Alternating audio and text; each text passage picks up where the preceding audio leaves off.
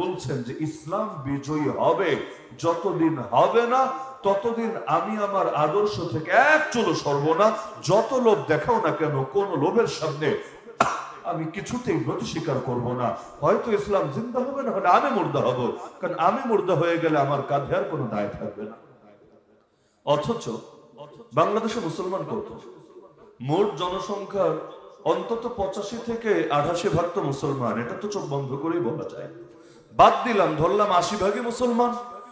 80% যদি মুসলমান থাকে, তার মানে এই দেশের জনমত অটোমেটিক ইসলামের পক্ষেই আছে। এবং বাস্তব একটা কথা হলো, এই দেশের অধিকাংশ মানুষের আমলের ত্রুটি আছে, এটা আমরা কেউ অস্বীকার করি না। তবে এই দেশের মানুষ যে ধর্ম প্রাণ, ধর্মকে দিল দিয়ে মন দিয়ে ভালোবাসে এবং দিনের জন্য কিছু করতে পারলে নিজেকে গর্বিত মনে করে, এটা নিয়েও আমাদের ভেতরে ন্যূনতম সন্দেহ কাজ করে। যেই দেশের মানুষ ধর্ম প্রাণ, যারা ধর্মকে চায়, আপনি জিজ্ঞাসা করেন ইন্ডিভিজুয়াল ভাবে, এক একজনকে জিজ্ঞাসা করেন, তুমি বলো তো ইসলামের আলোকে দেশ চলবে, রাজনীতি চলবে, অর্থনীতি চলবে, বিচার আচার চলবে, আইন কানুন চলবে, শিক্ষা দীক্ষা চলবে, সভ্যতা চলবে, সংস্কৃতি চলবে, ব্যক্তি জীবন, পারিবারিক জীবন, সামাজিক জীবন, রাষ্ট্রীয় জীবন সব চলবে, তুমি রাজি আছো কিনা? যদি অন্তরে মোহর পড়া না থাকে, নাস্তিক সেকুলার না হয়, সবাই বলবে হ্যাঁ, আমি হয়তো 5 ওয়াক্ত নামাজ ঠিক মতো পড়তে পারি না, আমি হয়তো রমজানের রোজা সব কয়টা রাখতে পারি না, আমি হয়তো বিভিন্ন সময় পাপ করি, লেকিন এই কথা ঠিকই বলবে, আমি এটা বিশ্বাস করি ইসলাম আসলে কারো লস হবে না। আরে মুসলমান তো মুসলমান, কোন মানুষ এমনকি কোন জন্তু জানোয়ার লস হবে না। ইসলাম পুরোটাই লাভ, পুরোটাই ফায়দা, পুরোটাই শান্তি, পুরোটাই মুক্তি, পুরোটাই নিরাপত্তা। ইসলাম যেখানে যায় শান্তি নিয়ে যায়, যেখান থেকে মাইনাস হয় সেখান থেকে শান্তিও মাইনাস হয়ে যায়। কারণ শান্তির মালিককে, নরেন্দ্র মোদী শান্তির মালিক, জো বাইডেন শান্তির মালিক, নেতানিয়াহু শান্তির মালিক। শান্তির মালিক তো একজনই, নাম তার আল্লাহ। সে আল্লাহকে নারাজ করে শান্তি আনবো তুমি কার থেকে রে ভাই? দ্বিতীয় কেউ তো শান্তির মালিক নাই, যার দুয়ারে গিয়ে নখ দিয়ে তুমি আনার চেষ্টা করবা। শান্তির মালিক যদি একজন হয়, তাকে নারাজ করে কিভাবে শান্তি পাওয়া সম্ভব? আর তিনি রাজি হয়ে গেলে অশান্তিতে থাকা কিভাবে সম্ভব?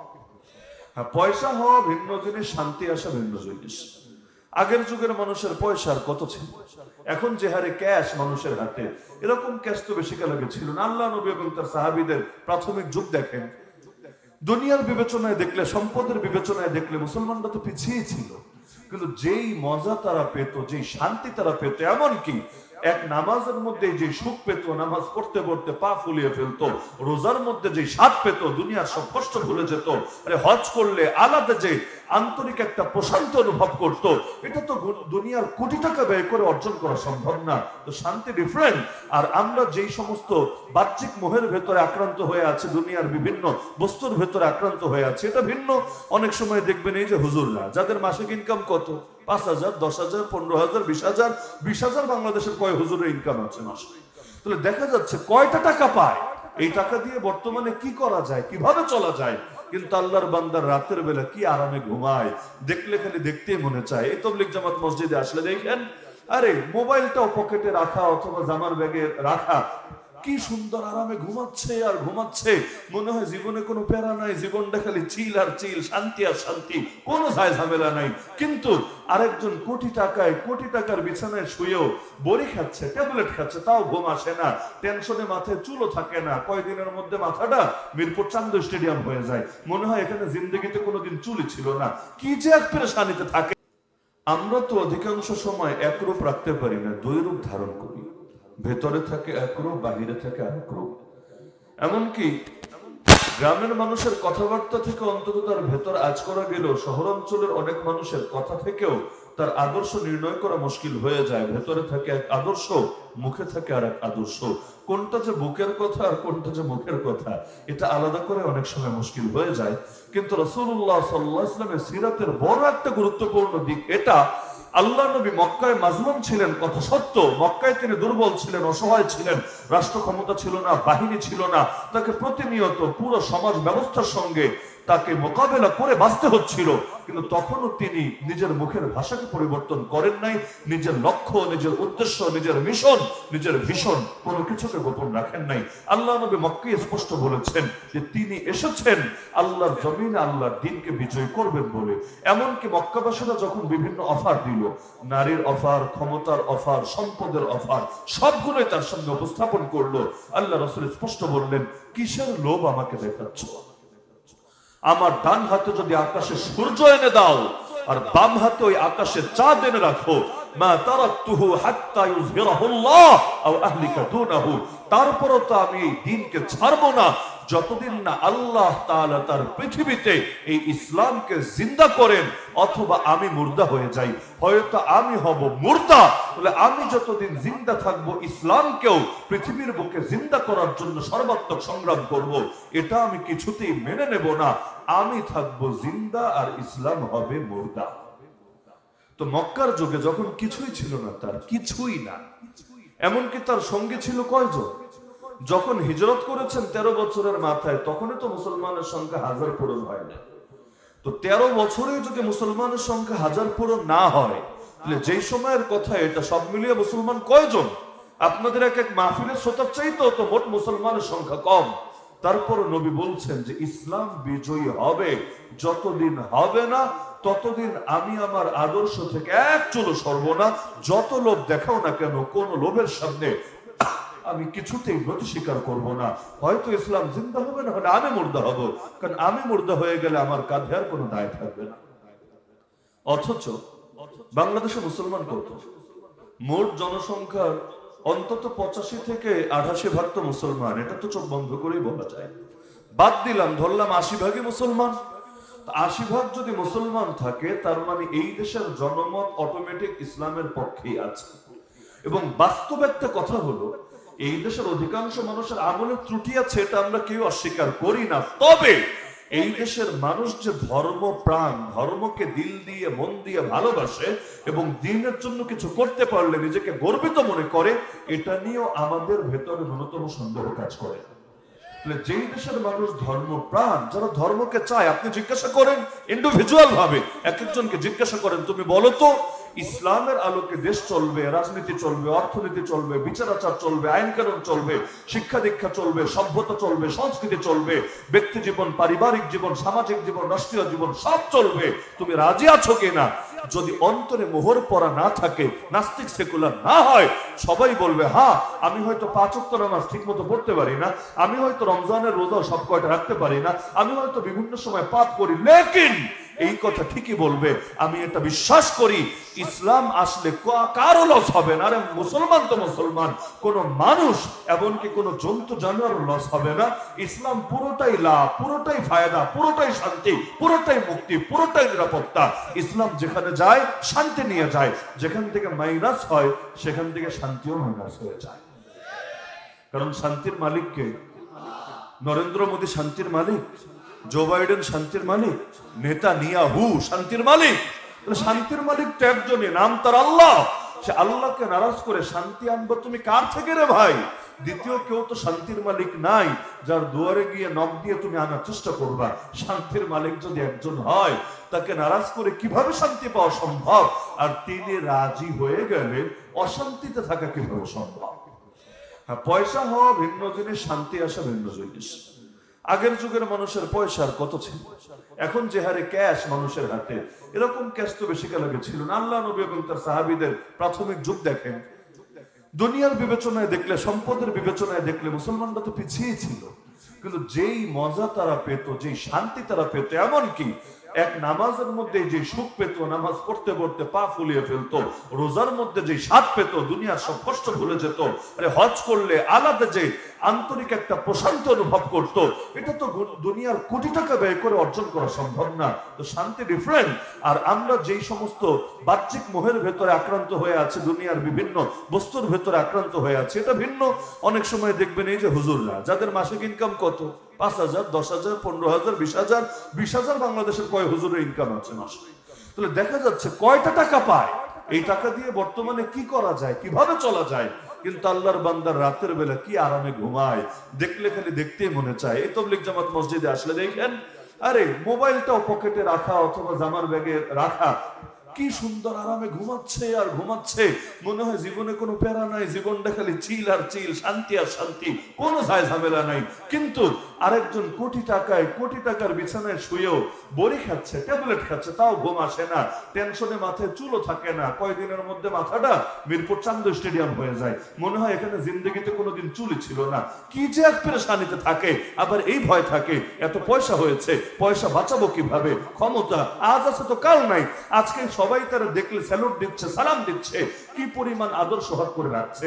আজকে আপনাদের মাহফিলে আসার পথে বঙ্গভবনের সামনে দিয়ে এসেছি, আরে নিরাপত্তা কারে বলে, পুলিশ বলেন, আর্মি বলেন, বিজিবি বলেন, র‍্যাব বলেন, তারকাটা বলেন, সবাই মিলে এক চুপ্পু সাহেবকে নিরাপত্তা দেওয়ার জন্য সার্বিক প্রস্তুতি নিয়ে রেখেছে। রোডই একটা বন্ধ করে দিয়েছে যে প্রেসিডেন্টের বাসার পাশ দিয়ে যাওয়ার সময় দেয়াল টপকে যদি কেউ ঢোকে, কেউ যদি আবার কিচ্ছু করে, একটা মাত্র মানুষ তার নিরাপত্তা দেওয়ার জন্য শত শত মানুষ, আমার চোখের সামনে শত শত মানুষ, এমনকি সামরিক বাহিনীর সদস্যরা পর্যন্ত বিশাল বিশাল সামরিক যান নিয়ে এর উপর বন্দুক নিয়ে বসে আছে, কেউ আসলে আর গুলি করে মেরে ফেলবে।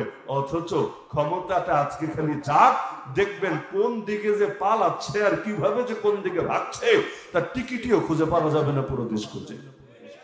বাস্তবতা এমনই, যেই কয়দিন হাতে ক্ষমতা থাকে, দুনিয়ায় নিরাপত্তা থাকে, এই কালামানিকের টকশো গুলো দেখলে চিন্তা হতো, হায় রে, দুনিয়ায় মানুষের পাওয়ারের মোহে পড়ে অন্ধত্ব কারে বলে। দেখা যাচ্ছে যারে মনে হচ্ছে রাজাকার বলে দিচ্ছে, এমন এমন হুজুরকেও রাজাকার বলতো যে হুজুরের জন্মই হয়নি 71 সালে। তো রুহের জগতে আবার রাজাকারি করে কিভাবে, নাকি ব্লুটুথ কানেকশন থাকে, বা রুহের জগৎ থেকে হটস্পট চালু করে দেয়, আর দুনিয়ায় কেউ ওয়াইফাই কানেক্ট করে তার পক্ষ থেকে রাজাকারের কামটা সাইরা নাই। অদ্ভুত ব্যাপার, মুখ আছে, যা মনে চায় তা বলছে। আর এখন কই আছে, এক একজনকে ধরে পাবলিক কেমন মারা মেরেছে, যদি কোনোদিন জেল থেকেও মুক্ত হয় জিনিসপাতি আর ফিরাবে কিভাবে, লাইফটাই তো বরবাদ করেছে। তো শান্তির মালিককে, ইজ্জতের মালিককে, হুজুররা জেল কেটেছে কিন্তু ইজ্জত যায়নি আলহামদুলিল্লাহ, বরঞ্চ যারা জেলে গিয়েছে প্রত্যেকের ইজ্জত আগের চাইতে 1000 গুণ বেড়েছে। অপরদিকে এখন যারা জেলে যাচ্ছে কোনো ইজ্জত নাই, আরে বাইরে তো নাই, কোর্ট চত্বরেও নাই, আর কারাগার তো আমরা দেখে এসেছি, কারাগারে ওদের শান্তি নাই, আর থাকে হয়তো আরামে, হয়তো তাদেরকে বিভিন্ন ভিআইপি ব্যবস্থাপনা দেওয়া হয়, কিন্তু সাধারণ বন্দীদেরকে আর এতটা ভয় পায়, বিশেষ করে তার দলের বাইরের কোনো লোক যদি থাকে এমন ভয় থাকে। কারণ কারাগারের ভেতরে যদি মাইর দেয়, এটা বাইরে মিডিয়াতেও আসবে না, এটার ভেতরে আড়াল করে রাখা হবে। তো কে যে কখন কারে মাইরা ফেলায় আর ঠ্যাং ভাঙ্গা ফেলায়, বড় আজীব এক চিন্তার বিষয়। তো কারাগারের ভেতরেও সুখে থাকে না, সুখের মালিক আল্লাহ, আল্লাহকে নারাজ করে বান্দা কখনোই সুখ থাকতে পারে না। আল্লাহ নবী শুরু থেকে স্পষ্ট রেখেছেন যে আমি ইসলামের বিজয় চাই। কেন? কারণ আল্লাহ তাকে পাঠিয়েছেন ইসলামকে বিজয় করার জন্য। কোরআনের তিনটা আয়াতে আল্লাহ বাস্তবতা জানিয়েছেন। একটা আয়াত আছে সূরা তাওবায়, আরেকটা আছে সূরা ফাতহে, আর আরেকটা আছে সূরা সফে 28 নম্বর পর 11 নম্বর পৃষ্ঠা। তিনও জায়গায় একই বাক্য, হুয়াল্লাযী আরসালা রাসূলাহু বিল হুদা ওয়া দীনিল হক, তিনি সে আল্লাহ যিনি তার রাসূলকে পাঠিয়েছেন হেদায়েত দিয়ে এবং দ্বীন হক দিয়ে। কেন? লিইয়ুযহিরাহু আলা দ্বীনি কুল্লি, তিনি এসে ইসলামকে বিজয়ী করবেন বলে বাকি সকল দ্বীন, ধর্ম, মতবাদ, মতাদর্শ, তন্ত্রমন্ত্রের উপরে। আল্লাহ নবী মক্কায় এত দুর্বল থেকে এই কথাটাকে অস্পষ্ট রাখেন, আর আমরা 80% মুসলমানের দেশ, ইসলামের বিজয় চাই এই কথা বলার মুরদ নাই, হিম্মত নাই, আড়ালে কামনা করে, পছন্দ করে। তো ইসলামের বিজয় চাই এই কথাটা কয়জন বলে বলেন? কয়জন বলে? আমরাই তো বলতে পারি। যারা মাইকের সামনে থাকি সর্বদা, মিডিয়া যাদেরকে কভার করে, টেলিভিশন চ্যানেলগুলো, পত্রপত্রিকায় যাদের খবরগুলো আসে, এখন তো শব্দই চেঞ্জ হয়ে যায়। আমরা লিবারেল ডেমোক্রেটিক রাষ্ট্র চাই, আমরা ওয়েলফেয়ার স্টেট চাই, আমরা এই চাই, আমরা সেই চাই। কেন রে ভাই, ইসলামী রাষ্ট্র চাই কথা বলায় কি লজ্জা আছে? বলবে না, এই কথা বললে আন্তর্জাতিক ষড়যন্ত্রের শিকার হতে পারি আমরা, লোকাল ষড়যন্ত্রের শিকার হতে পারি আমরা। তো ষড়যন্ত্রের শিকার না হয়ে কোন ইসলাম বিজয় করবো তুমি? আল্লাহর কোন নবী পারে নাই ষড়যন্ত্রের শিকার না হয়ে আল্লাহর জমিন, আল্লাহর দ্বীন বিজয় করতে পেরেছেন? পারেন নাই। হকের কাজ করবেন আর বাতিল আপনার বিরুদ্ধে ষড়যন্ত্র করবে না, অতীতেও হয় নাই, আজও হচ্ছে না, কিয়ামত পর্যন্ত হওয়ার সম্ভাবনা। আল্লাহ নিজামই এটা, ওয়ালান তাজিদা লিসুন্নাতিল্লাহি তাবদীলা। আল্লাহর নিজামে কোনো পরিবর্তন আসবে না। তো ইসলামের কথা বললে ষড়যন্ত্রের শিকার হতেই হবে, গালি খেতেই হবে, জেলে যাওয়া লাগতেই পারে, এমনকি লাশ হয়ে দুনিয়া থেকেও বিদায় নেওয়া লাগতে পারে, তাতে কি? তাই বলে কি বান্দা ইসলামের পথ ছাড়বে? ইসলাম বিজয়ী করার ঠিকাদারি আমাদের না, আমরা এতে সক্ষম না, কিন্তু আমাদের কাজ সর্বাত্মক চেষ্টা করা, হক তরিকায় মেহনত করা। বিজয়ের মালিক আল্লাহ, আল্লাহ যখন চাইবেন তখনই বিজয় হবে, এক সেকেন্ড আগেও কেউ বিজয়ী করতে পারবে না। সুমাইয়া রাদিয়াল্লাহু আনহা ইসলামের বিজয় দেখে যেতে পারেন, তার আগেই শহীদ। কি অপরাধ? বৃদ্ধা একজন নারী, বৃদ্ধা নারী, যার ছেলেও যুবক তখন। অপরাধ কি? কোনো অপরাধ নাই। একদিন ঘরে ফিরছেন বিকাল বেলা, আবু জাহেল আজে বাজে কথা বলছে তাকে কটাক্ষ করে, তিনি জবাব দিচ্ছেন না। তেলে বেগুনে জ্বলে উঠলো, আমি তোরে কিছু বলছি, তুই জবাব দিচ্ছিস না কেন? দুনিয়ার লোকে তো বলে এক হাতে তালি বাজে না, কিন্তু আবু জাহেল এক হাতেও তালি বাজাতো, একবার না বারবার বাজিয়েছে। সে একটা বর্ষা হাতে নিল, বলল, ওই বুড়ি, তোর এত কিছু বলছি, তুই জবাব দিচ্ছিস না কেন? তুই মুহাম্মাদের ধর্ম ছাড়ছিস না কেন? সঙ্গে সঙ্গে সেই বর্ষাটা নিয়ে বয়স্ক একজন নারী তার লজ্জাস্থানে এত জোরে এক আঘাত করলো, এক আঘাতে সেখানে তরপাতে নির্মম ভাবে তিনি শহীদ হয়ে গেলেন, মৃত্যুর কোলে ঢলে পড়লেন। ইসলামের প্রথম শহীদ হিসাবে যার নামটা কিয়ামত পর্যন্ত সংরক্ষিত থাকবে, হযরত সুমাইয়া রাদিয়াল্লাহু তাআলা আনহা। তার ফ্যামিলি, গোটা ফ্যামিলিটাই মাজলুম ছিল। আম্মার মাজলুম, ইয়াসির মাজলুম, আবার এই সুমাইয়া রাদিয়াল্লাহু আনহা মাজলুম। আল্লাহ নবী তাদেরকে সান্ত্বনাও দিয়েছিলেন, হাদিসে আছে, সাবরান সাবরান ইয়া আলা ইয়াসির ইন্না মাওইদাকুম আল জান্নাহ। রাসূল বলেছিলেন, হে ইয়াসিরের ফ্যামিলি, তোমরা সবর করো, আল্লাহ তোমাদের জন্য প্রতিশ্রুত ঠিকানা বানিয়েছেন জান্নাত। তাহলে আল্লাহ নবী এটাতে কখনো স্পষ্টতা রাখেন নাই যে আমরা ইসলামের বিজয় চাই। আমাদের দাওয়াতের বড় একটা দুর্বলতা এখানে। আজকে আমি সিরাতের সাথে মিলিয়ে আমাদের কিছু বাস্তবতা উল্লেখ করব, যাতে অনেকে কষ্ট পেতে পারেন। তবে আমি আশাবাদী, যদি নিজেকে সংশোধন করতে চান, সংশোধনের খোরাকও পাবেন। আমরাও দাওয়াত দেই, কম দেই না, এক একজন এক এক তরিকায় দেই, কিন্তু আমাদের দাওয়াতের বড় একটা দুর্বলতা, আমরা মুসলমানদেরকে এই কথা বোঝাতে সক্ষম হই নাই যে ইসলামের বিজয় ছাড়া মানবতার মুক্তির দ্বিতীয় কোনো পথই খোলা নাই। ইসলাম দুনিয়াতে এসেছেই মানবতার মুক্তির জন্য, অন্ধকার দুনিয়াকে অন্ধকার দূর করে আলোয় আলোকিত করার জন্য। মুক্তির একটাই পথ, সেই পথের নাম ইসলাম, ইসলামী শরিয়ত। এই ইসলামী শরিয়ত বাদ দিয়ে দ্বিতীয় কোনো তরিকায় কেউ কখনো মুক্তি পায় নাই, পাওয়া সম্ভব না। আরে আপনি যে খাঁটি মুসলমান নিজেকে দাবি করেন, প্র্যাকটিসিং মুসলিম নিজেকে দাবি করেন, কয় পার্সেন্ট ইসলাম প্র্যাকটিস করতে পারেন এই বাংলাদেশে বলেন আমাকে? নামাজ পড়তে পারেন, মাশাআল্লাহ, রোজা রাখতে পারেন, মারহাবা, হজ করতে পারেন, যাকাত দিতে পারেন, হ্যাঁ খুব ভালো, কিন্তু বাকিগুলো? ইসলাম তো এই 2, 3, 4, 5টা বিষয় সীমাবদ্ধ না। পুরো কোরআন খোলেন, যতগুলো আয়াত আছে, এই যে 6000-এর অধিক আয়াত, এর মধ্যে কয় হাজার আয়াতের উপর আমল করতে পারেন আমাকে বলেন? যে দেশের অর্থনীতির মেরুদণ্ড সুদ, অর্থনীতির ভিত্তি সুদ, ওই দেশের উপর যদি অর্থনৈতিকভাবে আল্লাহর গজব নামে, আপনি নিজেকে কিভাবে এখান থেকে বাঁচাবেন? বাংলাদেশে কোন জিনিস চলে সুদ ছাড়া? ব্যাংকিং সেক্টর সুদের উপর, শেয়ার মার্কেট সুদের উপর, বীমা সুদের উপর, বৈদেশিক ঋণ সুদের উপর, এমনকি ঘরে ঘরে ঘরে পর্যন্ত সুদ ঢুকিয়ে ছেড়েছে। এমনকি আমার আপনার প্রত্যেকের মাথা পিছু ঋণ আছে 1.5 লাখ টাকার বেশি। এর মধ্যে পুরোটাই আসল ঋণ না, বরং এরও বড় একটা অংশ সুদ আছে, সুদ। এমনকি শুধু আমি না, আমার কোনো বাচ্চা যদি আজকে জন্ম নেয়, মায়ের দুধ পান করার আগে সেও ঋণী হয়ে যাবে, তার মাথা পিছু ঋণও হবে 1.5 লাখ টাকার বেশি। তো তার কাঁধের উপর এই সুদের দায় আসবে। সেই সুদ, যেই সুদের সর্বনিম্ন গুনাহ নিজের আপন মায়ের সাথে জিনা করার সমান। সেই সুদ, যেই সুদখোরের বিরুদ্ধে আল্লাহ যুদ্ধের ঘোষণা দিয়েছেন সূরা বাকারার ভেতর। কোন বাপের বেটা এমন আছে আল্লাহর বিরুদ্ধে যুদ্ধে গিয়ে আল্লাহ এবং তার রাসূলের লানত এবং অভিশাপ নিয়ে নিজের মায়ের সাথে জিনা করার চাইতেও নিকৃষ্ট পাপে লিপ্ত থেকে এরপর সফল হবে আর কামিয়াব হবে? পৃথিবীতে কেউ কোনোদিন পারবে না এই তরিকায় কামিয়াব হতে, পারা সম্ভব না। তো এই সুদ কিভাবে দূর করবেন? ব্যক্তিগতভাবে আমি খেলাম না, আপনি খেলেন না, কিন্তু পুরো অর্থনীতি, দেশীয় অর্থনীতির বাইরে তো কেউ যেতে পারবো না। আমরা জঙ্গলে থাকি না, দেশেই থাকি। যেই কাজ কারবারি করি না কেন, প্রত্যক্ষ আর পরোক্ষ, ভায়া হয়ে না একভাবে সবই তো সুদের সাথে কানেক্টেড। কয়জন ব্যবসায়ী বলতে পারবে আমার রক্তের সাথে মোটেও সুদ মিশ্রিত হয় নাই? এমনকি যাদের পকেটে মোবাইল আছে, মোবাইলে বিকাশ খোলা আছে, আর যারা ম্যানুয়ালি বিকাশের সুদ অফ করেন নাই, আপনার বিকাশ অ্যাকাউন্টেও কয়েক মাস পর পর নির্দিষ্ট পরিমাণ সুদ আসছে। সেটা 1 পয়সায় আসুক, 1 টাকা না, 1 পয়সায় আসুক, এই 1 পয়সার আযাব সহ্য করার ক্ষমতা কারো আছে? এই যে সব কিছু সুদের ভিত্তিতে চালানো হচ্ছে। মসজিদে আসলে আল্লাহরে মানলেন, ভালো কথা, কোর্টে গেলে কি করবেন? কোর্টে গেলে আল্লাহর বিধান কিভাবে মানবেন? লা ইলাহা ইল্লাল্লাহর উপরে কিভাবে আমল করবেন? এমনকি কোরআন শরীফ নিয়ে গিয়ে যদি বিচারক করে বলেন, জাস্টিস সাহেব, জাজ সাহেব, ম্যাজিস্ট্রেট সাহেব, আমাকে কোরআন দিয়ে বিচার করে দেন, বিচার তো করবেই না, উল্টো নতুন মামলা খেতে পারেন। আদালত অবমাননার মামলা, প্রচলিত আইনকে বৃদ্ধাঙ্গুলি দেখানোর মামলা, এমনকি কপাল খারাপ থাকলে জঙ্গি বলেও ফাঁসায় দিতে পারে যে সে এটাতে শ্রদ্ধাশীল না, সে আল্লাহর কোরআনকে সেটাই বাস্তবায়ন করতে চায়। তাহলে ছেলেটা মনে হয় জঙ্গি, টেররিস্ট, উগ্রবাদী ইত্যাদি ট্যাগ লাগায়ও আপনার জেলের ভাত খাওয়াতে পারে। এরকম উদাহরণ দিতে চাইলে দিন শেষ হবে। এই যে শিক্ষা সিলেবাসের মধ্যে শিরিক আছে, কুফুর আছে, জাহেলিয়াত আছে, নাস্তিকতা আছে, কি নাই বাংলাদেশের শিক্ষা সিলেবাসে? কি নাই? এমনকি আলোচনা তো শোনেন খালি স্কুলের বই আর কলেজের বই পর্যন্ত, ভার্সিটির বই নিয়ে তো এখনো কোনো আলোচনাই নেই। বাস্তবতা যেটা, সর্বোচ্চ কলেজের বই পর্যন্ত আমাদের আলোচনা যে এই ইন্টারমিডিয়েট লেভেল বা এসএসসি লেভেল বা তার নিচের লেভেল, এই বইয়ে কি কি শিরিক আছে, নাস্তিকতা আছে, এর চাইতে 1000 গুণ বেশি ভার্সিটির বই আছে। আমি গ্যারান্টি দিয়ে বলতে পারবো 1000 গুণ বেশি আছে, ওগুলোর তো খবরই নাই।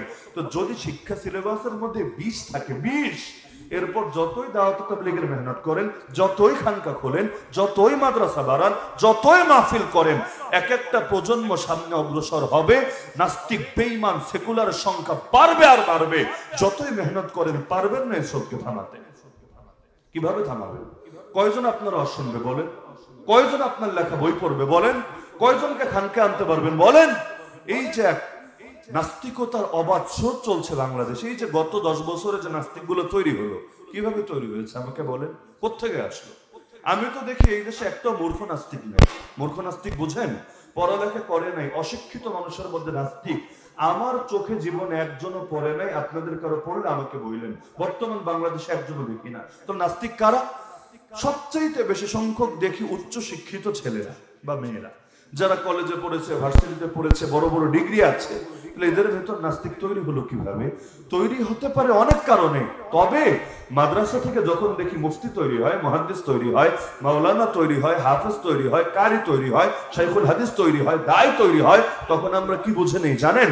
যে মাদ্রাসার মধ্যে এগুলো তৈরি হওয়ার উপাদান অবশ্যই আছে, না থাকলে তৈরি হলো কিভাবে? তো যদি দেখি কলেজে পড়ে, ভার্সিটিতে পড়ে বড় বড় নাস্তিক তৈরি হচ্ছে, বেঈমান তৈরি হচ্ছে, সেকুলার তৈরি হচ্ছে, লিবারেল তৈরি হচ্ছে, ন্যাশনালিস্ট তৈরি হচ্ছে, কমিউনিস্ট তৈরি হচ্ছে, সোশ্যালিস্ট তৈরি হচ্ছে, ক্যাপিটালিস্ট তৈরি হচ্ছে, এমনকি এখন তো ট্রান্সজেন্ডারও তৈরি হতে শুরু করেছে, শরীফরা শরীফা হয়ে যাচ্ছে। আরে কি আজীব এক তামাশা শুরু হয়েছে। এই যে হচ্ছে, তাহলে আমাদেরও বুঝতে বাকি থাকে না ওদের সিলেবাসের মধ্যেও এগুলো তৈরি হওয়ার উপাদান অবশ্যই আছে। না হলে এগুলো আসমান থেকেও নামে নাই, মাটি ফাঁক হয়েও বের হয় নাই, অবশ্যই আছে। তো পুরো দেশ যখন অন্ধকারে, ব্যক্তিগতভাবে দাওয়াত দিয়ে দিয়ে কয়জনকে দিনের পথে আনবেন আর কতটুকু আনবেন? একদিকে সুদী ব্যাংকে চাকরি করে আর আরেকদিকে সুন্দর 5 ওয়াক্ত নামাজ ও জামাতের সাথে পড়ে। তো তোমার কি হারাম আর হালাল কাটাকাটি হবে না কি রে ভাই? তো ভালো কথা, বাজার থেকে অনেক মাল কিনছো, অনেক মাল, 10,000, 20,000, 50,000, 1 লাখ টাকার বাজার করলা, খালি যেই ব্যাগে রাখলা না, ব্যাগের তলা ফাড়া বুঝেন তো, মানে নিচ দিয়া ফুটা হওয়া, ছিদ্র হওয়া। তো যতই মাল রাখো, যতই মাল রাখো, বাসায় আইসা দেখবা ব্যাগ ফাঁকা। কেন? পয়সা খরচ করেছো, ভালো কিনেছো, এ নিয়ে দ্বিমত নাই, কিন্তু রাখার জায়গাটা ঠিক নাই। তো কারো ভেতরে একই সঙ্গে বড় বড় কবিরা গুনাহ থাকবে, আবার টুকটাক নেক আমলও করবে। দিন শেষে কি হবে? কাটাকাটি হতে হতে এই যে দুনিয়ার মধ্যে রাজনীতি করতে গিয়ে যারা খুন করেছে, গুম করেছে, আয়না ঘরে মানুষ ঢুকিয়েছে, এমনকি বিভিন্ন ভাবে মানুষের কোল খালি করেছে, কিয়ামতের দিন যখন যাবে তার কাছে মনে করেন 1000 রাতের তাহাজ্জুদ আছে, কারণ ওদের নাকি তাহাজ্জুদও ছোটে না। অনেক ইয়াসিন তেলাওয়াত আছে, কারণ ফজরের নামাজের পর ইয়াসিনও নাকি বাদ যায় না। টুকটাক উমরা আছে, হজ আছে, সবই আছে। তো একদিকে বিশাল আমল নিয়ে হাজির হবে। আল্লাহ নবী একদিন জিজ্ঞাসা করেছিলেন সাহাবীদেরকে, ওরে আমার সাহাবীরা বলো তো আমার উম্মতের মধ্যে সবচাইতে বড় দেউলিয়া কে? সাহাবীরা বললেন, ইয়া রাসূলুল্লাহ, যার ক্যাশও নাই, আসবাবপত্রও নাই, মান লা দিরহাম লাহু ওয়ালা মাতা, সেই বড় দেউলিয়া। নবী বললেন, আরে না, আমার উম্মতের সবচেয়ে বড় দেউলিয়া যে কিয়ামতের দিন পাহাড় পরিমাণ নেক আমল নিয়ে আসবে। কিন্তু দুনিয়াতে কাউকে মেরেছে, কাউকে গালি দিয়েছে, কাউকে কষ্ট দিয়েছে, এই যুগের ভাষায় বললে কতজনকে আয়না ঘরে ঢুকিয়েছে, ক্রস ফায়ার দিয়েছে, বিচার বহির্ভূতভাবে হত্যা করেছে, আলেম ওলামার শানে বেয়াদবি করেছে, কাদিয়ানীদের দালালি করতে গিয়ে, নবীর শানে যারা গুস্তাখি করে ওদের পক্ষে দালালি করতে গিয়ে তাওহীদ জনতার বুকে গুলি চালিয়েছে, ইসলাম পন্থীদের উপর ব্যাপকভাবে নির্মম নিপীড়ন নির্যাতন চালিয়েছে। এবার সব পাওনাদের এসে হাজির হবে, আমারে আমার পাওনা বুঝায় দে। কোত্থেকে দিবে? গায়ে তো কাপড়ও থাকবে না কিয়ামতের ময়দানে। দুনিয়ায় পালালেও টুকটাক জিনিসপত্র নিয়ে পালানো যায়। হ্যাঁ, ফ্রিজের বড় মাছটা তো আর নেওয়া সম্ভব না, পুকুরে থাকা যা আছে মাছ ওগুলো বর্ষি দিয়ে এত অল্প সময় ধরা সম্ভব না। বেডরুমে যে আসবাবপত্র আছে বা বিভিন্ন কাপড় চোপড় আছে সব লাগেজে ভরা সম্ভব না। তবে যতটুকু না হলে না সেটা তো নিয়ে যাওয়া সম্ভব। তো কিয়ামতের ময়দানে তো গায়ে কাপড়ও থাকবে না, না পুরুষের না নারীর, কারো গায়ে কোনো কাপড় থাকবে না। দিবেটা কি? কি দিয়া খুশি করবে? বাধ্য হয়ে নেক আমল দিতে হবে। দিতে দিতে শেষ, এখন তাহাজ্জুদও শেষ, সূরা ইয়াসিনও শেষ, সব শেষ। শেষ হওয়ার পর পাওনাদার বাকি। আব ক্যা হোগা? এখন তো উপায় একটাই, অন্যদের গুনাহ নিজের কাঁধে নিবে। নিতে নিতে নিতে নিজের নেক আমল তো শেষ, এবার সবার পাপ কাঁধে নিয়ে জাহান্নামে যাবে। নবী বলেন, এ হলো আমার উম্মতের সবচেয়ে বড় দেউলিয়া। তো বলছিলাম, এক নম্বর কাজ আমাদের হওয়া দরকার, এই দেশের মানুষকে ইসলাম কায়েমের পক্ষে জাগ্রত করে তোলা। যেই দেশের অধিকাংশ মানুষ মুসলমান, সেই দেশে এই স্বাধীনতার 53 বছরে ইসলাম কায়েম হলো না। আরো পিছনে চলে গেলে 1757 সাল থেকে আজ 2024, 250 বছরের অধিক সময়েও ইসলাম কায়েম হলো না। আল্লাহর কসম, এর চাইতে বড় লজ্জা, বড় ব্যর্থতা, বড় কলঙ্ক একটা জাতির জন্য কিছু হতে পারে না। 2024-এ এসে আমাদের স্লোগান দিতে হয়। কি স্লোগান? নবীর পরে নবী নাই, সংসদে আইন চাই। লজ্জা লাগে না? নবীর পরে নবী নাই, সংসদে আইন চাই। এটা চাইতে হবে। নবীর পরে নবী নাই, চাইতে হবে। এই স্বাধীন দেশে বসে এতকাল পরে এসে কার কাছে চাচ্ছে? যার কাছে চাচ্ছে সে যদি বেঈমান হয় তাও নয়তো চাওয়ার যৌক্তিকতা আছে, কিন্তু সে যদি নিজের ইমানদার দাবি করে, ওর কাছে আমাকে চাইতে হবে যে নবীর পর নবী হতে পারে না। আরে কেন চাইতে হবে? ও কি এর চাইতে ভিন্ন কোনো বিশ্বাস লালন করে? যদি কেউ ভিন্ন মত পোষণ করে যে নবীর পর নবী হতে পারে, আমি আল্লাহর কসম করে বলছি, সে নামাজ পড়লেও কাফের, রোজা রাখলেও কাফের, হজ করলেও কাফের, যাকাত দিলেও কাফের।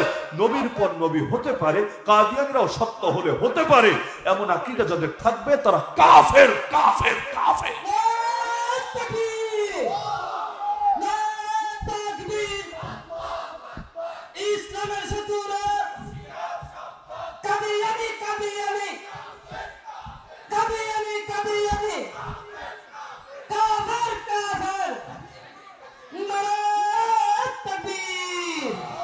এক নম্বর কাজই হলো মানুষকে জাগাতে হবে। মানুষ ব্যক্তিগতভাবে ইসলাম চাচ্ছে, কিন্তু ক্লিয়ার কনসেপ্ট নেই বেশিরভাগের কাছে, বাস্তবেই নাই। এই যে আমার সামনে যে কয়েক হাজার মানুষ বসে আছেন না, আমি যদি একজন করে জিজ্ঞাসা করি, বলেন তো ইসলামী অর্থনীতি আসলে কেমন হবে, বাংলাদেশের অবস্থা কেমন হবে, জিডিপি কোন অবস্থায় থাকবে, বা আমাদের সব জিনিসগুলো প্রতিটা সেক্টর, ব্যাংক কিভাবে চলবে, শেয়ার মার্কেট কিভাবে চলবে, আপনার ব্যবসা প্রতিষ্ঠান কিভাবে চলবে, ইত্যাদি বিস্তারিত একটা যদি আমি কনসেপ্ট ক্লিয়ার করার জন্য জিজ্ঞাসা করি, দেখবেন কেউ ক্লিয়ার জবাব দিতে পারবে না। বলবে, হুজুর ইসলাম তো ভালোই হবে। ভালোই হবে, খারাপ হবে না বুঝলাম, তো কেমন হবে? ক্লিয়ার আইডিয়া আছে তোমার কাছে? আইডিয়া নাই বলেই আওয়াজে জোর পাওয়া যাচ্ছে না।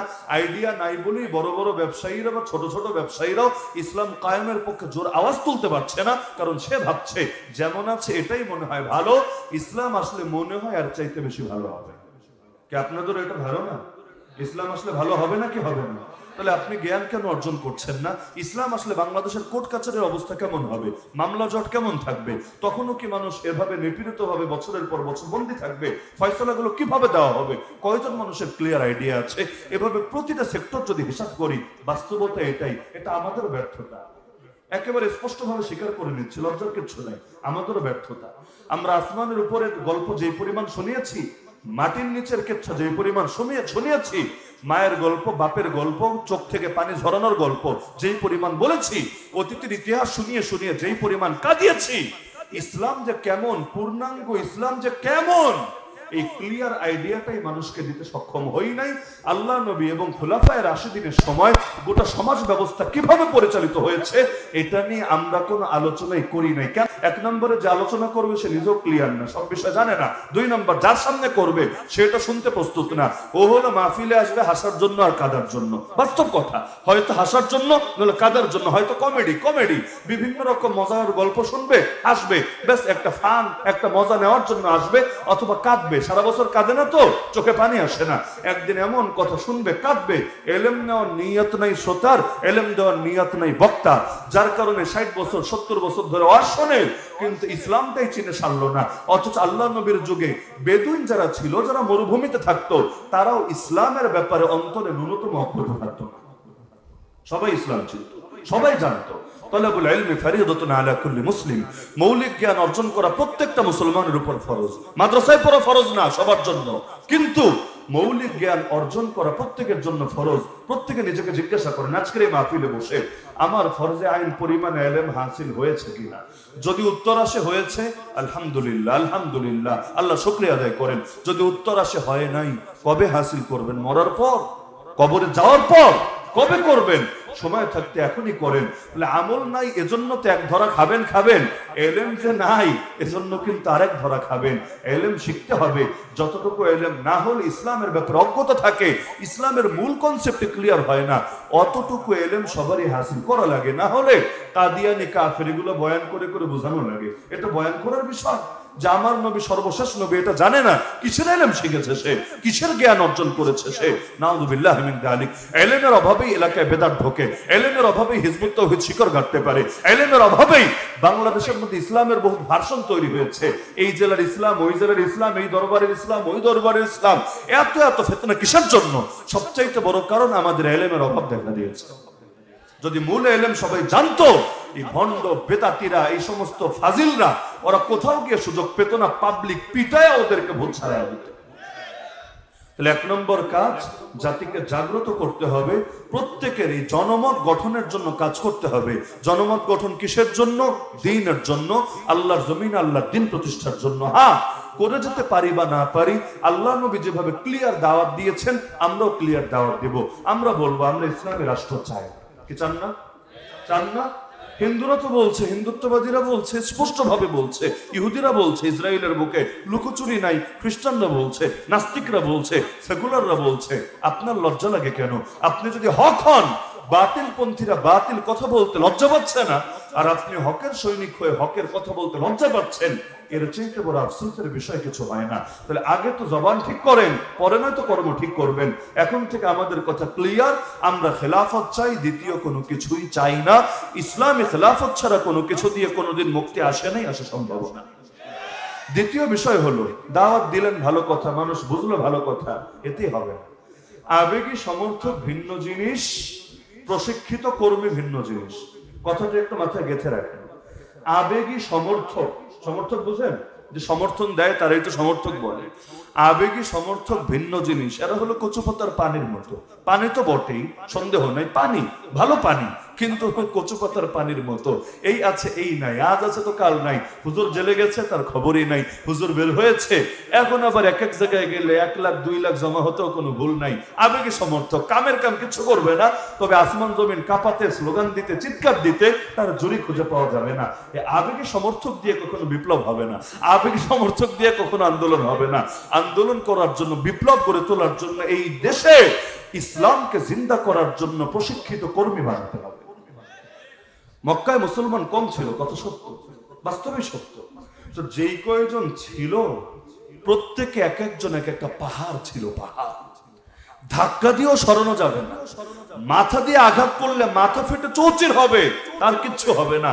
মক্কায় আল্লাহ নবী যে 13 বছর ছিলেন, আমি আপনারা কিয়ামত পর্যন্ত টাইম দিলাম, কিয়ামত পর্যন্ত একটা মাত্র মুনাফিকের নাম জানা থাকলে আমাকে বলেন। মদিনায় নবী যখন গিয়েছেন অনেক মুনাফিকের নাম বলতে পারবেন, আব্দুল্লাহ বিন উবাই ইবনে সালুল থেকে শুরু করে শত শত মুনাফিকের নাম বলতে পারবেন। উহুদ যুদ্ধে নবী 1000 জনকে নিয়ে বের হয়েছিলেন, এর মধ্যে 300টাই ছিল মুনাফিক, যার রাস্তা থেকে পরে পালিয়েছে, ভেগেছে। তো মদিনার যুগে বহুত মুনাফিকের নাম বলতে পারবেন। তো মক্কার 13 বছর একটা মুনাফিকের নাম কিয়ামতের একদিন আগে যদি খুঁজে পান কোন বইপত্রে আমাকে এসে বলবেন, পারবেন না ইনশাআল্লাহ। কেন? লোক কম ছিল, মাত্র কয়েকশো। তো যেই কয়েকজন ছিল প্রত্যেকে এক একজন এক একটা বিপ্লব, এক একটা শক্তি, এক একটা জাগরণ ছিল, যাদের হাত ধরেই তো বদর তৈরি হলো। এই যে বদরের বিজয় দেখছি, কিন্তু বদর কাদের বরকত, কোন সাহাবীদের উপর আল্লাহর স্পেশাল নুসরাত, স্পেশাল রহমত, স্পেশাল বরকত নেমে আসলো? তারা কারা? এরাই তো তারা যারা মক্কার 13 বছর ঈমানের তারবিয়াত, ঈমানের প্রশিক্ষণ এমন এক পূর্ণতা স্তরে তারা পৌঁছেছে যে এখন জিবরিল আমিন পর্যন্ত তাদের সঙ্গে মিলে কাঁধে কাঁধ মিলিয়ে যুদ্ধ করে। বদরের ময়দানে কি শুধু মুসলমান লড়েছে না ফেরেশতারাও লড়েছে? জিবরিল আমিন পর্যন্ত শরীক ছিল না জিহাদের ময়দানে। ঈমানের কি জোর থাকলে জিবরিল আমিনও দুস্থ হয়ে যায়, ময়দানে একসঙ্গে লড়াই করে দেয়, খালি হাত, বাকি কাজ ফেরেশতারাই করে দেয়। এই পাওয়ারটা তো মক্কার যুগেই তারা হাসিল করেছে। আল্লাহ রাসূল লুকিয়ে লুকিয়ে আরকাম ইবনে আবিল আরকাম রাদিয়াল্লাহু আনহুর ঘর, ইসলামের প্রথম মাদ্রাসা, ইসলামের প্রথম মাদ্রাসা দারুল দেওবন্দ না, ইসলামের প্রথম মাদ্রাসা আরকাম ইবনে আবিল আরকামের ঘর। দ্বিতীয় মাদ্রাসা সুফার প্রাঙ্গণ, সেখানকার ছাত্র এই যে আবু হুরায়রা রাদিয়াল্লাহু আনহু সহ অন্যান্য সাহাবীরা যাদেরকে আমরা বলি আসহাবে সুফা, সেই সুফায় থেকে থেকে যারা সবক হাসিল করেছেন, আরকাম ইবনে আবিল আরকামের ঘর। আল্লাহ রাসূল সেখানে গিয়ে একজন দুজন করে সাহাবীদেরকে ইলম শেখাতেন, প্রশিক্ষণ দিতেন, তাদের এক একজনকে আসমানের তারকা হিসাবে গড়ে তুলেছিলেন। কিছুদিন আগে যারা ছিল অন্ধকার যুগের অন্ধকার মানুষ, সময়ের ব্যবধানে তারাই হলো স্বর্ণালী যুগের স্বর্ণালী মানুষ। প্রত্যেকে এমন তারকা যারে অনুসরণ করবেন হেদায়েতের পথ পাবেন, পথ মিসাবেন। তাহলে এই দেশের মানুষের মধ্যে আপনাদের কি ধারণা? প্রশিক্ষিত কর্মী বেশি না আবেগী সমর্থক বেশি? আবেগী সমর্থকের অভাব নেই। বাংলাদেশে নাস্তিক কয়টা বলেন দেখি? কাদিয়ানি কয়টা বলেন? হিজবুত তাওহীদ কয়টা বলেন? হিন্দুত্ববাদী কয়টা বলেন? রয়্যাল এজেন্ট কয়টা বলেন? ওই সমস্ত ক্ষেত্রে লোক হয়তো খুব বেশি না।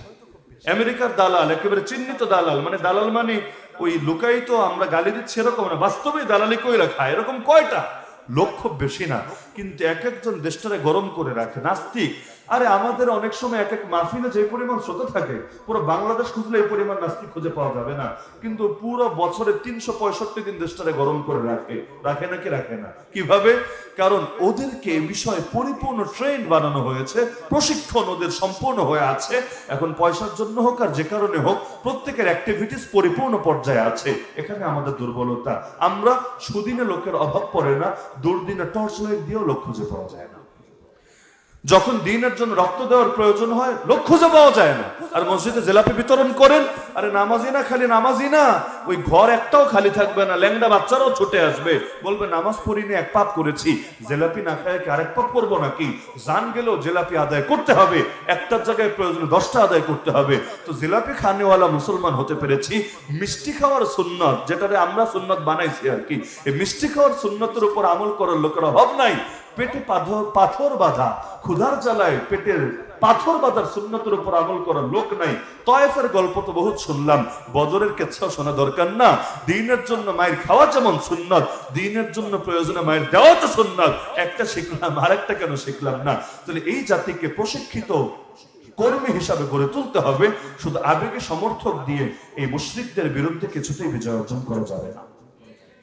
কিভাবে প্রশিক্ষিত কর্মী বানাবেন এটা আপনারা ফিকির করেন, প্রতিটা এলাকায় ফিকির করেন। এই প্রশিক্ষণ মানে খালি ওই প্রশিক্ষণ না যে আমাদের সবাই আর্মির মতো সামরিক প্রশিক্ষিত হতে হবে, তা না। আরে তার ভেতরে দৃঢ়তাই নাই, স্থিরতাই নাই, আগাই বোঝে না, মাথাও বোঝে না, আনুগত্য নাই, কোনো কমান্ড নাই, আদব কায়দা ঠিক ঠিকানা নাই, কোনো লাইনে কোনো কিছু নাই, এই জাতিরে দিয়ে কি হবে? সুতরাং মানুষগুলোকে সংগঠিত করতে হবে, যাতে করে এক দফা এক দাবি নিয়ে, এবার যেমন দেখেন না বাতিলরা একেবারে দেশ ছাড়া করেছে, তো এরকম এক দফা এক দাবি নিয়ে নামতে হবে। হয়তো ইসলাম দিবা, নাহলে আমাদেরকে কবরে পৌঁছাবা। আমরা জিন্দা থাকতে ইসলামরে জিন্দা করে ছাড়বই, আমাদের মুর্দা বানায় ফেলো, কোনো আপত্তি নাই, কিন্তু আমরা বেঁচে থাকতে ইসলামকে পরাজিত হতে কিছুতেই দেব না। তাহলে মানুষকে সংগঠিত করা দরকার, ব্যাপকভাবে দাওয়াত দেওয়া দরকার। দিলে কি হবে? নবীর জামানায় যা হয়েছে তা হবে। আল্লাহর নবী এই যে মদিনায় গিয়ে ইসলাম কায়েম করলেন না, সর্বপ্রথম ইসলামী রাষ্ট্রের নাম কি? মদিনা। যদিও রাষ্ট্র বলতে আমরা যা বুঝি, ওই যুগের কনসেপ্টটা আসলে ঠিক এমন ছিল না। এখনো তো সৌদি আরব একটা রাষ্ট্র, মদিনা তো কোনো রাষ্ট্র না, ছোট্ট একটা অঞ্চল সেখানকার। কিন্তু আল্লাহ নবীর বিবেচনায় বুঝতে আমি সহজ করে বলছি যে মদিনা ধরলাম ইসলামের প্রথম ভূমি, প্রথম রাষ্ট্র। কায়েম হলো কিভাবে? ইতিপূর্বে আল্লাহ নবী কিন্তু জীবনে দাওয়াত নিয়েও মদিনায় যান নাই, কেউ প্রমাণ দেখাতে পারবেন না।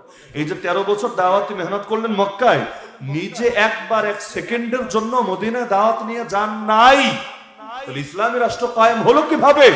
কষ্ট লাগছে নাকি অনেকে? আজকের আলোচনা অনেকের কাছে একদম ফাও মনে হতে পারে যে হুজুর কি বলেন, চোখেও পানি আসে না, মুখেও হাসি আসে না, আসমানের উপরের কথাও নাই, মাটির নিচের কথাও নাই, এগুলো পাবলিক শুনতে পছন্দ করে না। দেখো যে আগে বললাম, মানুষ বলেও না, কেন বলবে? যা খাইতে চায় তাই তো খাওয়াতে হয়, যা খেতে চায় না তা তো খাওয়াতেও হয় না। এই কথাগুলো বলার সময় আমরাও বুঝি যে অনেকের ভালো লাগছে না, তাদের ভালো লাগে অন্য টাইপের কথা। আর এই মানসিকতার কারণেই এই 250 বছরের বেশি সময় ধরে আমাদের মাথার উপর এই যে গোলামের এক জিনকে চাপিয়ে রাখা হয়েছে, আজ 2024 এসেও সেটা বলতে পারছি না। তাহলে বলছিলাম, আল্লাহ রাসূল জীবনে মদিনায় দাওয়াত নিয়ে যান নাই, তাহলে মদিনা ইসলামের ভূমি কিভাবে হলো? কোনো যুদ্ধ লাগে নাই। ইতিহাস যারা পড়েছেন জানেন, মদিনার বুকে ইসলাম কায়েম করতে কোনো যুদ্ধ লাগে নাই, রক্তপাত লাগে নাই, বাহিনী লাগে নাই, লড়াই লাগে নাই। হলো কিভাবে? এই যে তরিকাটা আমি এতক্ষণ বললাম, এর মাধ্যমে। কিভাবে? আল্লাহ নবী সাল্লাল্লাহু আলাইহি সাল্লাম তার কাছে এসে মদিনার অল্প অল্প ধীরে ধীরে কিছু মানুষ হাতে হাত রেখে বায়াত দিয়ে মুসলমান হয়ে গেল, যার মধ্যে উবাদা ইবনে সামিত রাদিয়াল্লাহু আনহু সহ আরো অনেক সাহাবী ছিলেন। আল্লাহ নবীর কাছে তারা এসে গোপনে গোপনে আকাবার প্রান্তরে দেখা করতেন, আসতেন হজে, কিন্তু হজের নাম করে রাসূলের সঙ্গে মুলাকাত করতেন। সে আকাবার প্রান্তরে আল্লাহ রাসূল তাদেরকে প্রশিক্ষণ দিলেন, তাদেরকে গড়ে তুললেন মানসিকভাবে, কি কি করতে হবে দিক নির্দেশনা দিয়ে দিলেন। অবশেষে মক্কা থেকে রাসূল তাদের কাছে মুআল্লিম দিলেন, মুআল্লিম মানে শিক্ষক, টিচার বানালেন তাদের মধ্যে। কাকে? বিখ্যাত সাহাবী মুসআব বিন উমাইর রাদিয়াল্লাহু আনহুকে। এই মুসআব সেই মুসআব যিনি শহীদ হওয়ার পর কাফনের কাপড় দেওয়ার মতো কোনো জিনিসও মুসলমানদের কাছে ছিল না। উহুদের ময়দানে তার নিজের জামাটাও এতটা শর্ট ছিল, মাথা ঢাকলে পা খুলে যাচ্ছিল, পা ঢাকলে মাথা খুলে যাচ্ছিল। অবশেষে আল্লাহ নবীর নির্দেশে মাথায় ঢেকে দেওয়া হলো আর পায়ের উপর ঘাস বিছিয়ে দেওয়া হলো, ইদখির নামক ঘাস। অথচ এই মুসআব বিন উমাইর ইসলাম গ্রহণের আগে ছিলেন আরবের সবচাইতে বিলাসী তরুণ, যার মতো দামি পারফিউম দ্বিতীয় কেউ ব্যবহার করতে পারতো না, যার মতো উন্নত বাহন দ্বিতীয় কেউ ব্যবহার করতে পারতো না। সব যুবকদের ঈর্ষার পাত্র ছিল যে মুসআব, অথচ ইসলাম গ্রহণের পরে এতটা কষ্ট করেছে, মরার পর কাফনের কাপড়টা নসিবে জোটে নাই, এমনকি ছালার চট পরে পর্যন্ত তাকে ঘুরতে হয়েছে। আর সারা জীবন বিলাসিতায় বড় হয়, কষ্ট সহ্য করতে পারে নাই, তার সারা জীবন বহু কষ্ট গিয়েছে। যখন হিজরত একবার করে সেই ইথিওপিয়া থেকে ফিরছিলেন, হাবাসা থেকে ফিরছিলেন, আল্লাহ নবীর এক সাহাবী বলেন যে আমরা তাকে কাঁধে করে চলতে হয়েছে, তিনি চলার শক্তিটাও হারিয়ে ফেলেছিলেন। তিনি বলেন, দেখছিলাম যে তার গায়ের চামড়াগুলো শুকিয়ে শুকিয়ে যেভাবে সাপের খোলস পড়ে যায় শরীর থেকে, তার চামড়াও আলাদা হচ্ছিল শরীর থেকে, রক্ত বের হচ্ছিল আমাদের চোখের সামনে। এত বেশি কষ্ট করেছেন, তারপর হাল ছাড়েন নাই। আল্লাহ নবী নিজে মদিনায় হিজরত করার বেশ আগে মুসআব বিন উমাইরকে পাঠিয়ে দিলেন তাদের সাথে, যে হে আমার আনসারী সাহাবীরা, মদিনার সাহাবীরা, তোমরা যাও, একে নিয়ে যাও, সে তোমাদেরকেও ইসলাম শিখাবে, তোমাদের ট্রেনিং কমপ্লিট করবে, আর মদিনার ঘরে ঘরে ইসলামের বার্তা এবং দাওয়াত পৌঁছানোর মেহনত করবে। তিনি গেলেন আল্লাহ রাসূলের পক্ষ থেকে দূত হিসাবে, গিয়ে এমন দাওয়াতে মেহনত করলেন, আলহামদুলিল্লাহ সুম্মা আলহামদুলিল্লাহ। তিনি আছেন ওদিকে এই যে আকাবার প্রান্তরে এসে যে কয়েকজন সাহাবী কালেমা পড়েছেন তারা আছেন, আর আল্লাহ একটা সাহায্য করলেন। আল্লাহ দুই ভাবে সাহায্য করলেন। এক নম্বরে, দুই গোত্র ছিল মদিনায়, এক গোত্রের নাম আউস আর এক গোত্রের নাম খাজরাজ। আউস আর খাজরাজ দুই গোত্রের সর্দারি প্রথমে মুসআব বিন উমাইরকে বাধা দিয়েছিল, আরে তুই বেটা কে, উড়ে এসে জুড়ে বসেছিস, সেখানে নতুন ধর্মের প্রচার করছিস, তোর কারণে তো এলাকায় অনৈক্য তৈরি হবে, সাম্প্রদায়িকতা তৈরি হবে, ফাটল তৈরি হবে, এগুলো করতে পারবা না। মুসআব বিন উমাইর তাদেরকে অনুরোধ করেছিলেন, আচ্ছা আপনারা যে সিদ্ধান্ত দিবেন আমি মাথা পেতে নেব, তবে আগে একটু মনোযোগ দিয়ে শোনেন আমি কি বলতে চাই, এরপর যদি আমার কথায় কোনো ভুল থাকে আমাকে তাড়াইয়া দেন, কোনো আপত্তি নাই, কিন্তু আগে একটু শোনেন আমি কি দাওয়াতটা দিতে চাই। ভায়া হয়ে শোনা আর ডাইরেক্ট শোনায় পার্থক্য আছে। তখন তিনি বলতে শুরু করলেন, তারা শুনলো। আলহামদুলিল্লাহ, সেখানে বসেই দুই গোত্রের দুই প্রধান নেতা কালেমা পড়ে মুসলমান হয়ে গেল। নেতাই যখন মুসলমান হয়ে যায় আর কি বাধা থাকে। আলহামদুলিল্লাহ, এবার মদিনার ঘরে ঘরে অনুসারী তৈরি হতে লাগলো।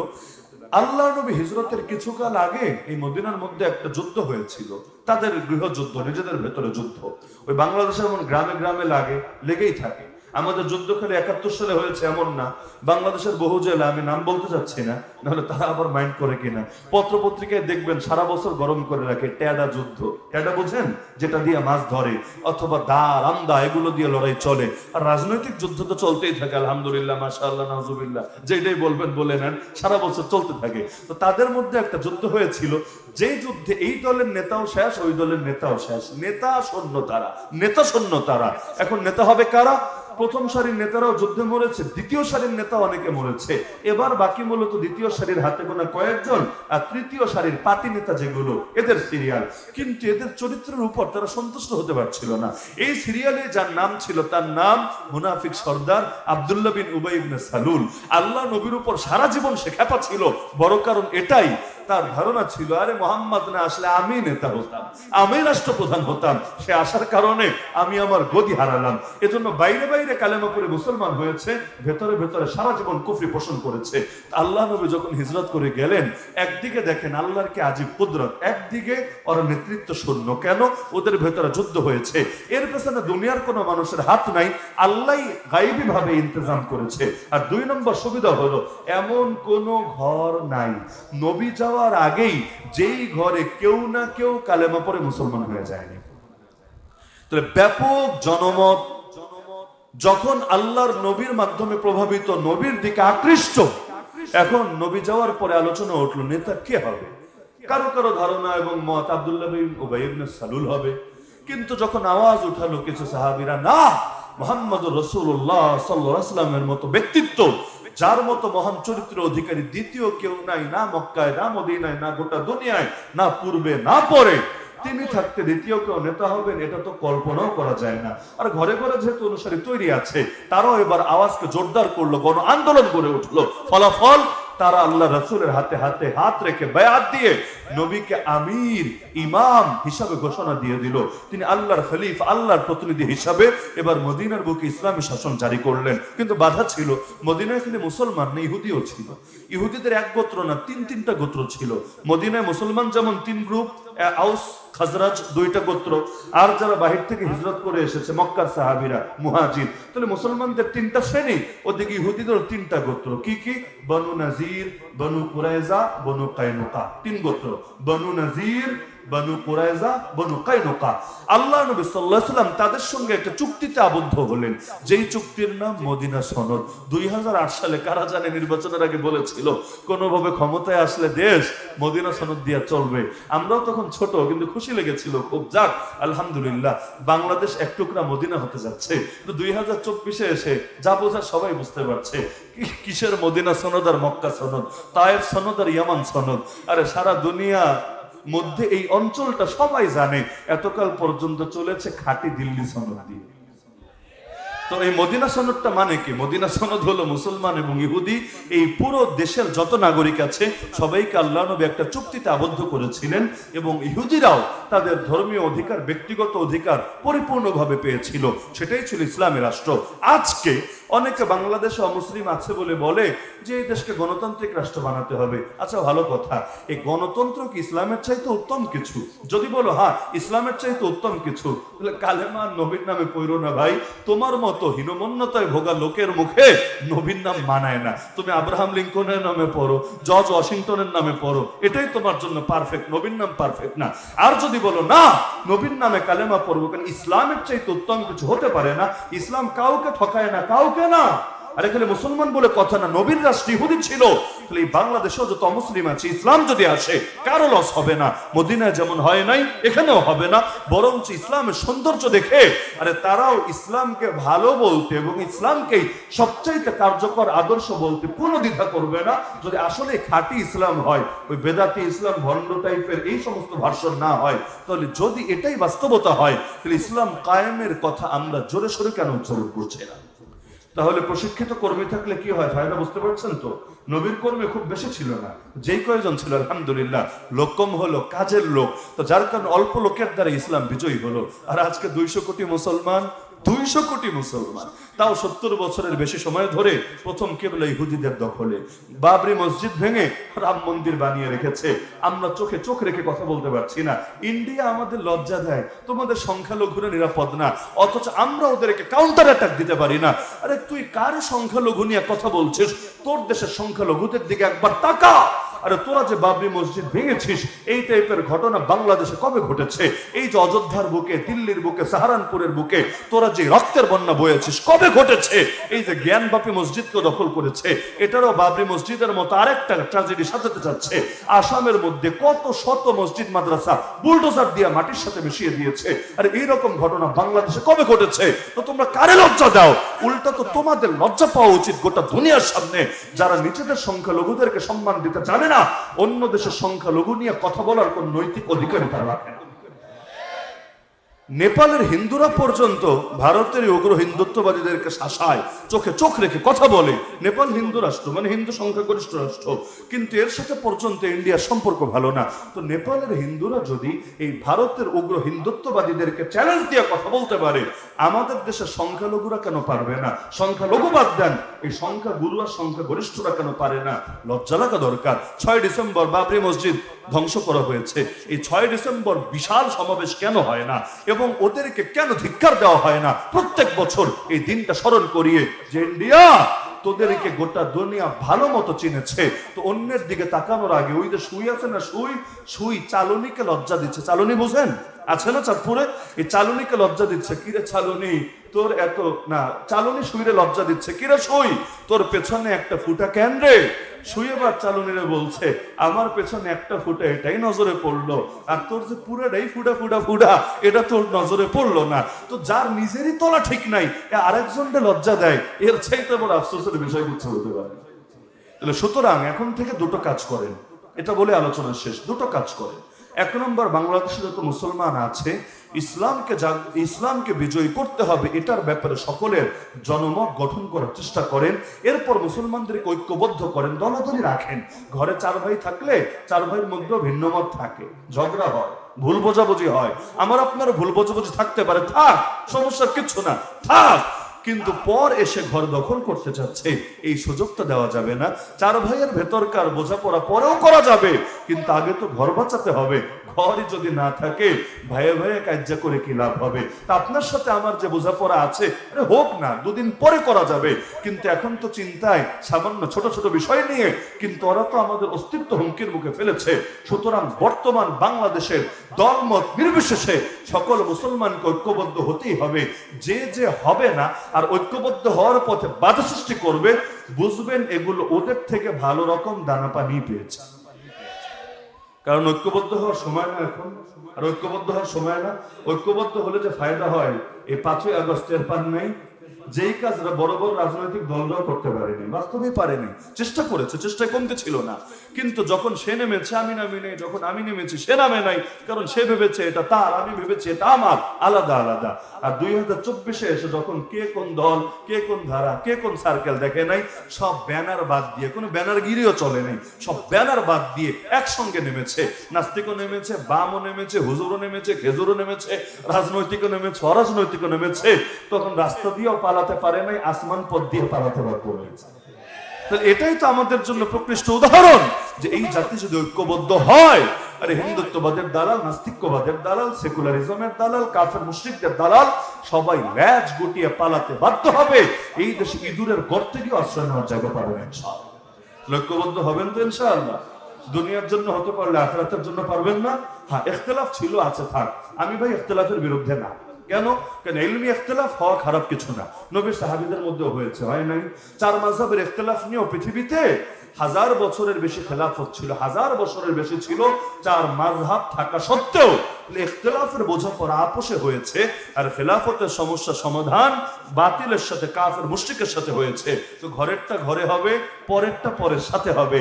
তালগোল পাকিয়ে ফেলার কোনো কাজ এখানে করা উচিত হবে না। বাংলার মুসলমানকে জাগ্রত করেন, জনমত গঠন করেন, তাদেরকে সংগঠিত করেন, ঐক্যবদ্ধ করেন। আর তাদেরকে আবেগী সমর্থক না, প্রশিক্ষিত কর্মীতে পরিণত করেন, ইনশাআল্লাহ আগামীর বাংলাদেশ হবে ইসলামের বাংলাদেশ, আগামীর বাংলাদেশ হবে কোরআনের বাংলাদেশ, আগামীর বাংলাদেশ হবে মদিনার মতো এক টুকরো ইসলামী ভূমি বাংলাদেশ। কষ্ট পেলেন নাকি বেশি? তা আমি যে মূল বার্তাটা দিলাম, আশা করি যদি হৃদয়ে গেঁথে রাখেন, দুদিন আগে হোক দুদিন পরে আমরা দেখে যেতে পারি বা পরবর্তী প্রজন্ম দেখুক, কিন্তু একদিন না একদিন বিজয় অবশ্যই আসবে, ইনকিলাব অবশ্যই আসবে। আল্লাহ আমাদের সবাইকে ইসলামের বিজয়ের কাফেলা শামিল থেকে তৌফিক দান করুন, মৃত্যু পর্যন্ত দ্বীনের তরে নিবেদিত থাকার তৌফিক দান করুন। আমিন। ওয়া আখিরু দাওয়ানা আলহামদুলিল্লাহি রাব্বিল আলামিন।